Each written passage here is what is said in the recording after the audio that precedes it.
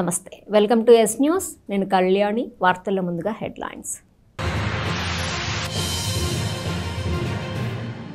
తెనాలిని అభివృద్ధి పదంలో నడిపేందుకు నిర్విరామంగా కృషి చేస్తున్న పౌర సరఫరాల శాఖ మంత్రి నాదెండ్ల మనోహర్కు అందుతున్న ప్రశంసలు తెనాలి అభివృద్ధిలో మార్పు వస్తుందంటూ గణేష్ యూత్ కన్వీనర్ వీరవల్లి మురళి వెల్లడి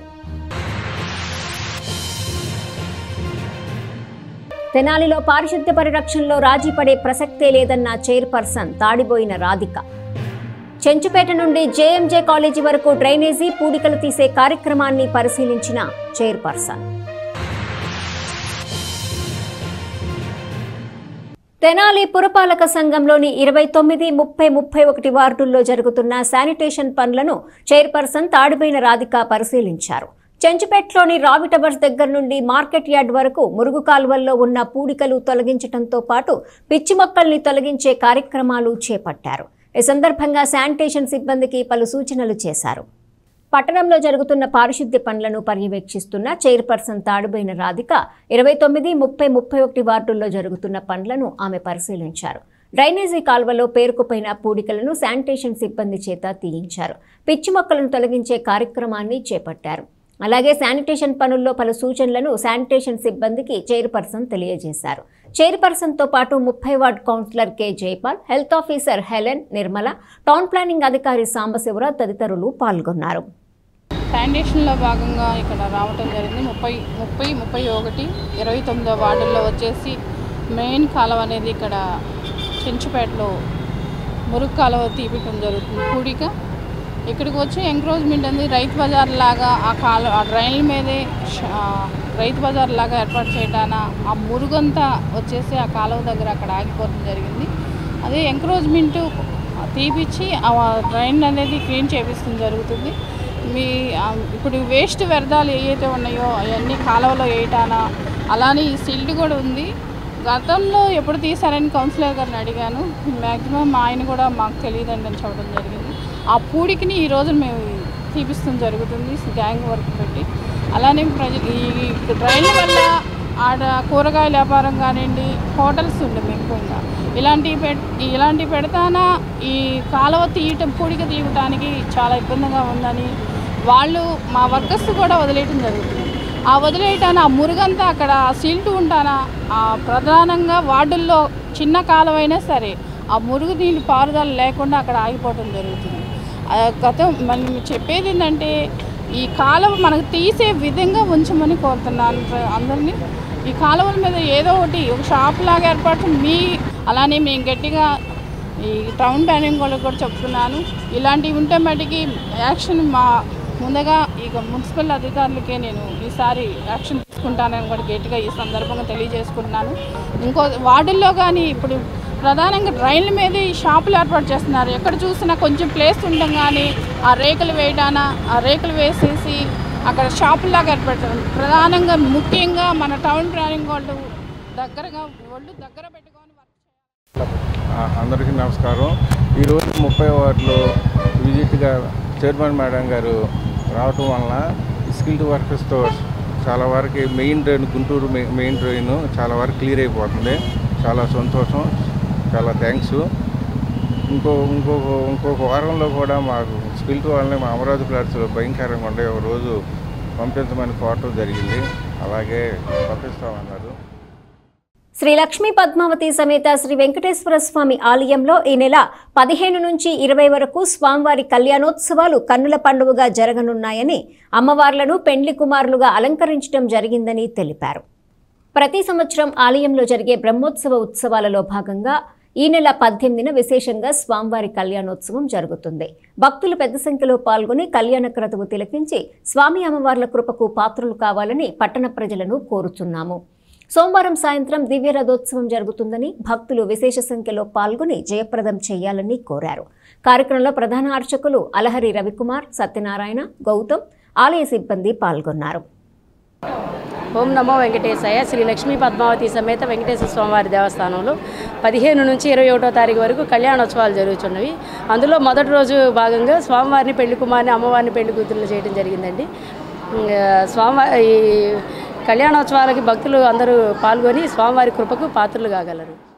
శ్రీ లక్ష్మీ పద్మావతి సమేత శ్రీ వెంకటేశ్వర స్వామి వారి దేవస్థానం వైకుంఠపుర క్షేత్రం తెనాలి 15 నుండి 21వ తారీఖు దాకా సాలికట్ల బ్రహ్మోత్సవాలు అంటే ప్రతి సంవత్సరం కూడా నిర్వహిస్తుంటారు. వైశాఖ మాసం బహుళంలో ఇది నుండి అలాగే రేపు 18వ తారీఖు ఆదివారం రోజున విశేషంగా స్వామివారి కళ్యాణోత్సవం జరుగుతుంది. ఈ కళ్యాణోత్సవంలో విరివిగా భక్తులు పాల్గొని స్వామివారి దర్శించి తరించదలుచుకున్నాం. అలాగే స్వామివారం సాయంత్రం దివ్యరథోత్సవం కూడా జరుగుతుంది కనుల విందుగా. కనుక భక్తులంతా కూడా ఈ బ్రహ్మోత్సవాల్లో పాల్గొని తీర్థప్రసాదాలు స్వీకరించి ధరించవలసిగా కోరుతున్నాం. నిరుద్యోగులకు ప్రభుత్వ ఉద్యోగాలు ఇప్పిస్తామని మోసం చేస్తున్న మోసగాళ్ల విషయంలో అప్రమత్తంగా ఉండాలని గణేష్ యూత్ కన్వీనర్ వీరవల్లి మురళి కోరారు. గురువారం ఏర్పాటు చేసిన విలేకరుల సమావేశంలో ఆయన మాట్లాడారు. నిరుద్యోగ యువతకు ప్రభుత్వ ఉద్యోగాలు ఇప్పిస్తామని నమ్మబలికి పెద్ద మొత్తంలో డబ్బులు వసూలు చేస్తున్న వారిని కఠినంగా శిక్షించాల్సిన అవసరం ఉందన్నారు. తల్లిదండ్రులు కూడా పిల్లలు ఉద్యోగాలు వస్తే స్థిరపడతారని సుమారు 5 లక్షల నుండి 10 లక్షల వరకు కట్టిన సందర్భాలు ఈ మధ్యకాలంలో వెలుగులోకి వస్తున్నాయన్నారు. ప్రభుత్వ ఉద్యోగాలు వివిధ శాఖల్లో ఖాళీలో ఉన్నప్పుడు ప్రభుత్వమే ఉద్యోగాలకు దరఖాస్తు చేసుకునేందుకు తగు సమాచారం ఇస్తుందని, అందులో కాంట్రాక్ట్ అవుట్సోర్సింగ్ విధానాలపై కూడా స్పష్టమైన వివరాలు అందజేయబడతాయని అన్నారు. యువత మోసగాళ్ల మాటలు విని ఆర్థికంగా ఇబ్బందులు పడవద్దని సూచించారు. ప్రభుత్వానికి సంబంధించి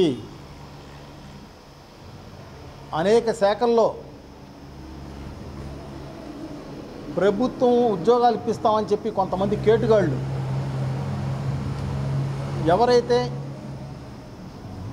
చదువుకొని ఖాళీగా ఉద్యోగాల వేటలో ఉంటారో వాళ్ళకి ప్రభుత్వ ఉద్యోగం అనేటటువంటి ఒక వెర వేసి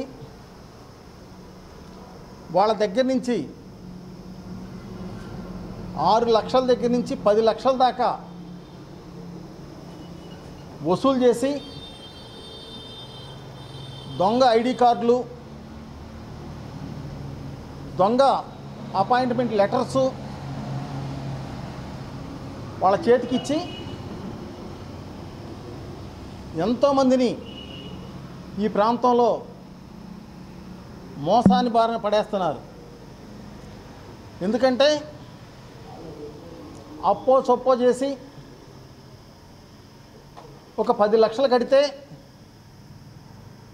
మా అబ్బాయికి గవర్నమెంట్లో చిన్న ఉద్యోగం వస్తుంది, వాడు హాయిగా బతుకుతాడు అనే దాంట్లో తల్లిదండ్రులు అధిక వడ్డీలకి డబ్బులు తీసుకొచ్చి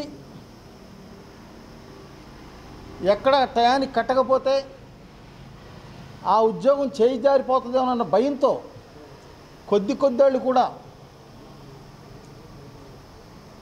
10 లక్షల రూపాయల దాకా కట్టి ఇవాళ ఆ కేటుగాళ్ళు ఇచ్చినటువంటి అపాయింట్మెంట్ లెటర్సు ఇవన్నీ కూడా ఫేకు, మనం మోసపోయాం అని తెలిసి ఇవాళ సూసైడ్ చేసుకునే పరిస్థితికి వచ్చారంటే ఇవాళ సమాజంలో ఎవరైతే ఈ విధంగా మోసపోతున్నారో వాళ్ళందరూ కూడా ఆలోచన చేయాలి. ప్రభుత్వ ఉద్యోగం అంటే ప్రభుత్వం వైపు నుంచి అఫీషియల్గా ఆ శాఖ నుంచి ఒక నోటిఫికేషను, జాబుల యొక్క ఖాళీల వివరాలు అవన్నీ కూడా అఫీషియల్గా ప్రభుత్వం అనౌన్స్ చేస్తుంది. లేదు అవసరాన్ని బట్టి కాంట్రాక్ట్ బేస్లోనో అవుట్సోర్సింగ్ బేస్లోనో తీసుకునే పరిస్థితి ఉన్నా కానీ ఆ శాఖలకు సంబంధించిన అధికారులు ఉన్న ఖాళీలను బట్టి వాళ్ళు అక్కడ ఉన్న పరిస్థితులను బట్టి తీసుకుంటూ ఉంటారు. ఎవరైతే ఇలా దళారులు ఉద్యోగాలు ఇప్పిస్తామని చెప్పేసి మాయబలికి మొన్నే 3 టౌన్ పోలీస్ స్టేషన్లో 1.5 కోటి ఇలానే టోకరా పెట్టి జైలు పాలైంది మనం చూసాం. పక్కా ఆధారాలతో ఆ కేటుగాళ్ళు ఇచ్చిన అపాయింట్మెంట్ లెటర్స్ కూడా మా దగ్గర ఉన్నాయి కాబట్టి పబ్లిక్లో ఒక అవేర్నెస్ కోసం ఒక ఆలోచన చేస్తారు. పబ్లిక్ కూడా ఇలాంటి వాళ్ళు మోసగాళ్ళ చేతిలో మోసపోయే ముందు ఒక మంచి ఆలోచన చేస్తారు అనే దాంట్లో ఇవాళ మీడియా ముందు మాట్లాడటం జరుగుతుంది. పట్టణంలో గత 20 సంవత్సరాల నుంచి నిర్విరామంగా నడుపుతున్న మహాత్మా సేవాశాంతి ఆశ్రమానికి దాత మునగాల బాపూజీ 51,116 విరాళంగా అందించారు. మహాత్మా గాంధీ సేవాశాంతి ఆశ్రమానికి దాత మునగాల బాపూజీ తన తల్లిదండ్రుల జ్ఞాపకార్థం 51,116 విరాళంగా గురువారం అందజేశారు. ఆశ్రమం 2వ అంతస్తు నిర్మాణానికి డాక్టర్ సాంబశివరావు సహాయ సహకారాలు అందించడం గొప్ప విషయమన్నారు. ఆశ్రమానికి దాతలందిస్తున్న తోడ్పాటు ఎనలేనిదన్నారు. సమాజంలో ప్రతి ఒక్కరూ ధార్మిక చింతనతో తోటివారికి అలాగే సమాజ అభివృద్ధికి కృషి చేయాలన్నారు. శ్రీ మహాత్మా సేవాశాంతి ఆశ్రమం 20 సంవత్సరాలుగా ధర్మదాతల ధర్మకర్తల సహాయ సహకారంతో కొనసాగుతుందని మనం చేస్తున్నాను.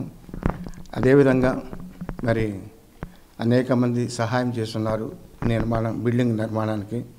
మొన్న డాక్టర్ సాంబశివరావు గారు కూడా కత్తుల సాంబశివరావు గారు కూడా 2nd ఫ్లోర్కి హామీ ఇచ్చున్నారు.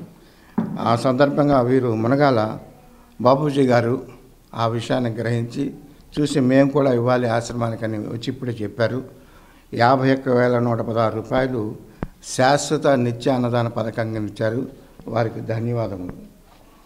ఎందుకంటే వాళ్ళ అమ్మ నాన్న రామయ్య గారు నరసమ్మ గారుల జ్ఞాపకార్థం ఇచ్చారు. ప్రతి ఒక్కరు కూడా ధార్మిక చింతనతో సమాజాభివృద్ధికి కృషి చేయాలని నేను విజ్ఞప్తి చేస్తున్నాను.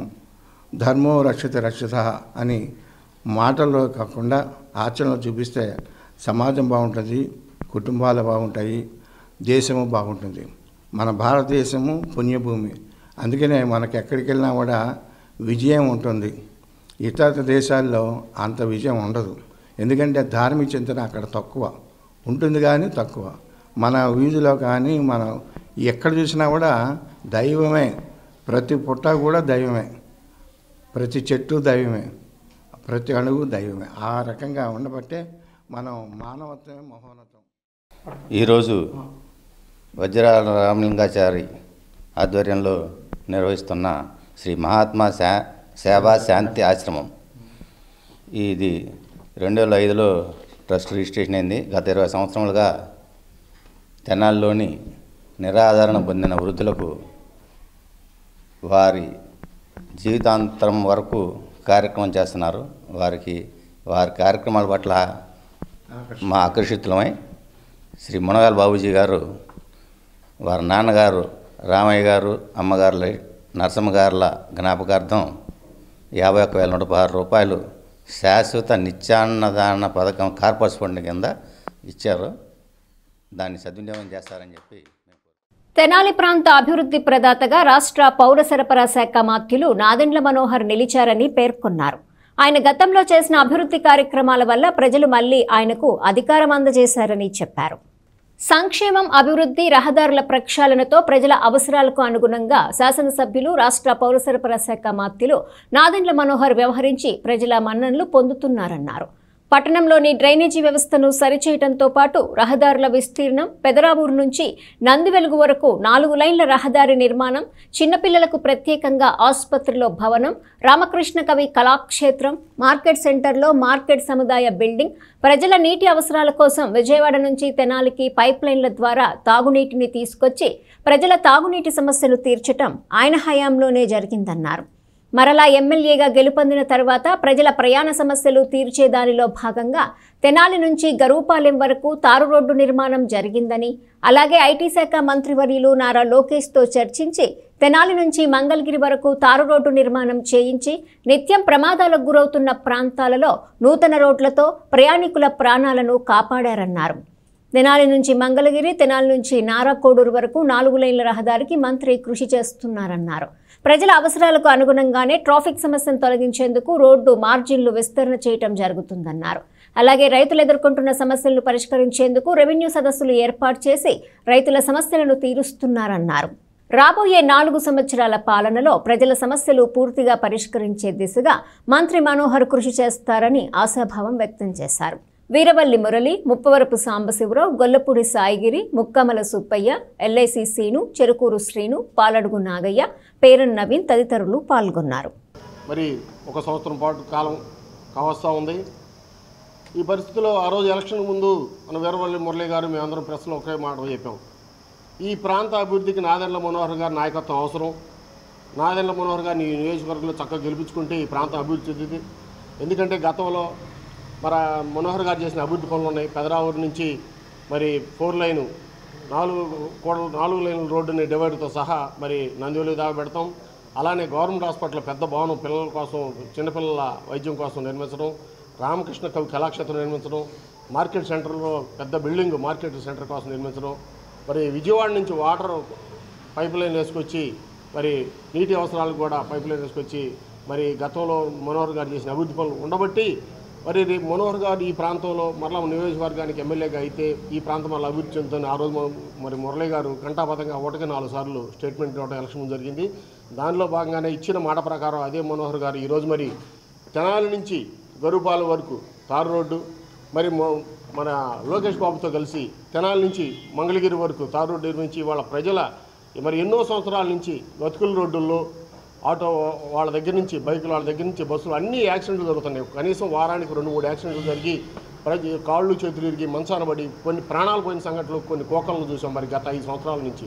మరి ఈ సంవత్సర కాలంలో మరి వెంటనే దాని మీద దృష్టి పెట్టి మనోహర్ గారు 2 వైపులా తెనాలికి నుంచి గుంటూరు వెళ్ళే రోడ్డు, తెనాలి నుంచి విజయవాడ వెళ్ళే రోడ్డు వెంటనే మరి తార్ రోడ్డు నిర్మించడం జరిగింది.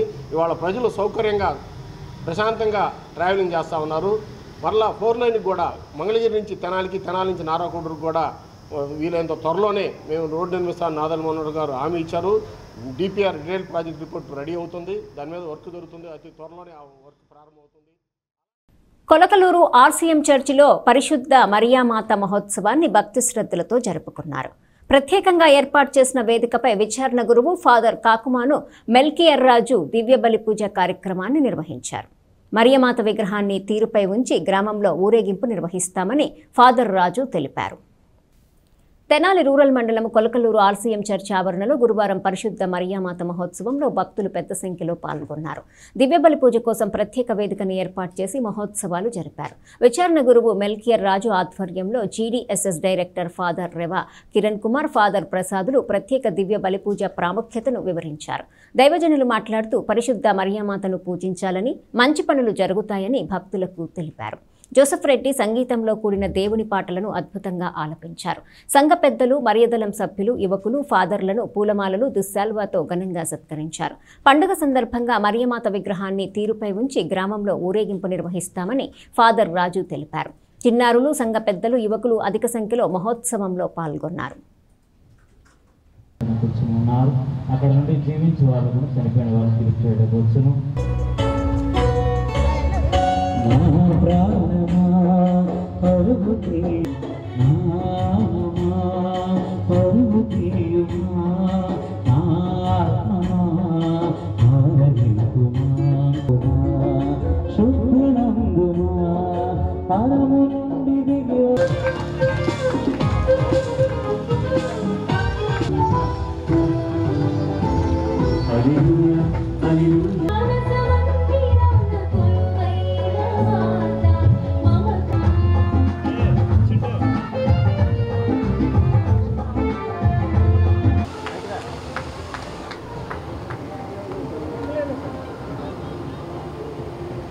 ఈరోజు తల్లి మరియమాత దేవమాత మహోత్సవ పండుగ శుభ సందర్భంగా మా ఈ కొలకలూరు గ్రామంలో దేవాలయ మహోత్సవాన్ని జరుపుకుంటున్నాము.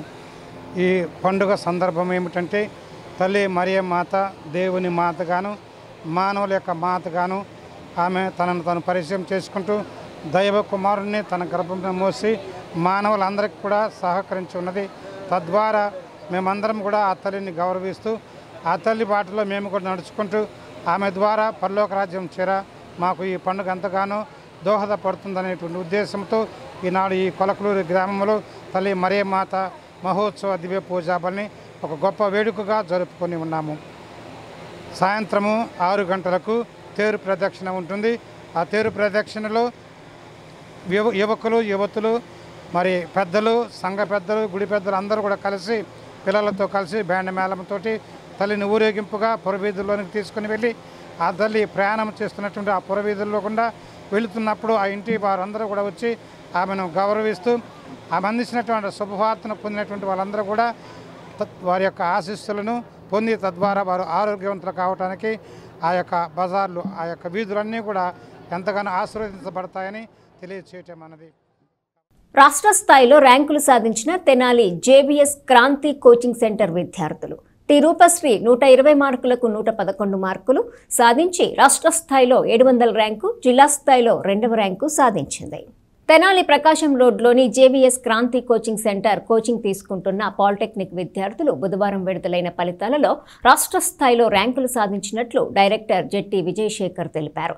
టి రూపశ్రీ 120 మార్కులకు 111 మార్కులు సాధించి రాష్ట్ర స్థాయిలో 700 ర్యాంక్, జిల్లా స్థాయిలో 2వ ర్యాంక్ సాధించింది. పి నీల్కాంత్ 110 మార్కులు సాధించి జిల్లా స్థాయిలో 4వ ర్యాంక్, ఎస్ దివ్య, జె సాయి కిరణ్ 107లు సాధించడం సంతోషంగా ఉందని విజయశేఖర్ అన్నారు. స్థానిక ప్రకాశం రోడ్లోని కల జేవీఎస్ క్రాంతి కోచింగ్ సెంటర్లో కోచింగ్ తీసుకున్న విద్యార్థులు సాధించిన ప్రగతి, అదేవిధంగా విజయాలు వర్ణనాతీతం. ఈరోజు రాష్ట్ర స్థాయిలో పాలిటెక్నిక్ ఎగ్జామ్ 30వ తారీఖున జరిగిన పాలిటెక్నిక్ ఎగ్జామ్లో 14వ తారీఖు వదిలిన పరీక్షల ఫలితాల ఆధారంగా రాష్ట్ర స్థాయిలో మన విద్యార్థులు టి రూప 120 మార్కులకు గాను 111 మార్కులు, అదేవిధంగా పి నీల్కాంత్ 120 మార్కులకు గాను 110 మార్కులు, ఎస్ దివ్య 107 మార్కులకు గాను 107 మార్కులు, అదేవిధంగా జె శశికిరణ్ 120 మార్కులకు గాను 102 మార్కులు, అట్లాగే కె భవ్యశ్రీ 120 మార్కులకు గాను 102 మార్కులు. రాష్ట్ర స్థాయిలో 700, 1000, 1200, 2000 ర్యాంకులు సాధించిన ప్రగతి జేవీఎస్ క్రాంతి కోచింగ్ సెంటర్కి ఈ విద్యార్థులకి శుభాశిష్యులు, శుభానందాలు తెలియజేస్తున్నాం. అదేవిధంగా రాబోయే రోజుల్లో రాష్ట్ర స్థాయిలో అనేకమైన ర్యాంకులు సాధించడానికి జేవీఎస్ క్రాంతి కోచింగ్ సెంటర్ ద్వారా పాలిటెక్నిక్, ఏపీఆర్జేసీ, ఎంసెట్ అలాగే వివిధ కాంపిటేటివ్ పరీక్షలకు మేము తోడ్పాటుని ఇవ్వటానికి గ్రామీణ పట్టణ ప్రాంతాల్లో చదువుకునే విద్యార్థులకు ఉత్సాహదాయకంగా మేము విద్యను అందించడానికి ఎంతో సంతోషదాయకంగా. Scored 111 out of 120 marks and I am really happy with my marks. I got satisfied by joining JVS Kranti Coaching Center. They helped me a lot and the discipline they maintained in the JVS Kranti Coaching Center was excellent. They prepared timetable and motivated me, guided me through my studies. And I am really happy of the marks that I got. I got 1263 rank. ఇక్కడ నేను తర్వాత after 10th నేను polytechnic చదవాలనుకున్నాను. నేను నా seniors సలహా తీసుకున్నాను. ఇక్కడ పాలిటెక్నిక్లో Kranti coaching centre best అని. నేను ఇక్కడ జాయిన్ అయ్యాను. ఫస్ట్ డే నుండే నేను ఇక్కడ డిసిప్లిన్ కానీ ఇక్కడ టైం టేబుల్ కానీ మొత్తం ఫస్ట్ క్లాస్గా ఉంది. కాబట్టి ఈ ర్యాంక్ సాధించడానికి నేను చాలా సంతోషపడుతున్నాను. అండ్ నాకు 120కి 107 మార్క్స్ వచ్చాయి. అండ్ నా ర్యాంక్ వచ్చేసరికి 2342 ర్యాంకు. అండ్ నేను తర్వాత పాలిటెక్నిక్ చదవాలి, దాని తర్వాత బెనిఫిట్స్ ఏంటి అని కూడా డైరెక్టర్ సారే చెప్పారు. ఈ ర్యాంక్ సాధించడానికి ముఖ్యంగా డైరెక్టర్ సార్ వల్లే సాధ్యమైంది. తెనాలిలోని బుర్రిపాలెం రోడ్లో గల మహాత్మా సేవాశాంతి ఆశ్రమం నందు భీమవరపు విహన్ రెడ్డి 5వ పుట్టినరోజును పురస్కరించుకుని ఆశ్రమంలోని ఆశ్రమవాసులకు అన్నదాన కార్యక్రమాన్ని చేపట్టారు. ఈ సందర్భంగా ఆశ్రమం నిర్వహిస్తున్న సేవలను వారు కొనియాడారు. స్థానిక బుర్రిపాలెం రోడ్లోని మహాత్మా సేవాశాంతి ఆశ్రమం నందు భీమవరపు దిలీప్ రెడ్డి, తేజస్వి దంపతుల కుమారుడు విహన్ రెడ్డి 5వ పుట్టినరోజును పురస్కరించుకుని ఆశ్రమవాసులకు అన్నదాన కార్యక్రమాన్ని చేపట్టారు. ఈ సందర్భంగా మహాత్మా సేవాశాంతి ఆశ్రమం నిర్వాహకులు వజ్రాల రామలింగాచారి దశాబ్దాలుగా ఆశ్రమవాసులకు అందిస్తున్న సేవలను కొనియాడారు. ఈ కార్యక్రమంలో వజ్రాల రామలింగాచారి సిబ్బంది పాల్గొన్నారు. విహాన్ రెడ్డి 5వ పుట్టినరోజు సందర్భంగా దిలీప్ రెడ్డి, తేజస్వి గారు తాతయ్య, అమ్మమ్మ, చంద్రావతి నాయనమ్మ గారు ఈరోజు ఆశ్రమవాసులకు భోజనాలు ఏర్పాటు చేశారు. విహాన్ రెడ్డి గారికి జన్మదిన శుభాకాంక్షలు తెలియజేస్తున్నాము. విహాన్ రెడ్డి 5వ పుట్టినరోజు సందర్భంగా మన గాంధీ ఆశ్రమంలో వృద్ధులకు ఒకరోజు భోజనం ఏర్పాటు చేయడానికి మేము సంకల్పించాము. వారి ఆశీర్వాదం మా మనవడికి ఉంటుందని ఆశీర్వదిస్తూ. వార్తలు ముగించే ముందు హెడ్లైన్స్ మరోసారి. తెనాలిని అభివృద్ధి పదంలో నడిపేందుకు నిర్విరామంగా కృషి చేస్తున్న పౌర సరఫరాల శాఖ మంత్రి నాదెండ్ల మనోహర్కు అందుతున్న ప్రశంసలు. తెనాలి అభివృద్ధిలో మార్పు వస్తుందంటూ గణేష్ యూత్ కన్వీనర్ వీరవల్లి మురళి వెల్లడి. తెనాలిలో పారిశుద్ధ్య పరిరక్షణలో రాజీ పడే ప్రసక్తే లేదన్న చైర్పర్సన్ తాడిబోయిన రాధిక. చెంచుపేట నుండి జేఎంజే కాలేజీ వరకు డ్రైనేజీ పూడికలు తీసే కార్యక్రమాన్ని పరిశీలించిన చైర్పర్సన్. ఈ వార్తలు ఇంతటితో సమాప్తం. తిరిగి ప్రసారమయ్యే ఎస్ న్యూస్లో మళ్ళీ కలుసుకుందాం. అంతవరకు సెలవు. నమస్కారం.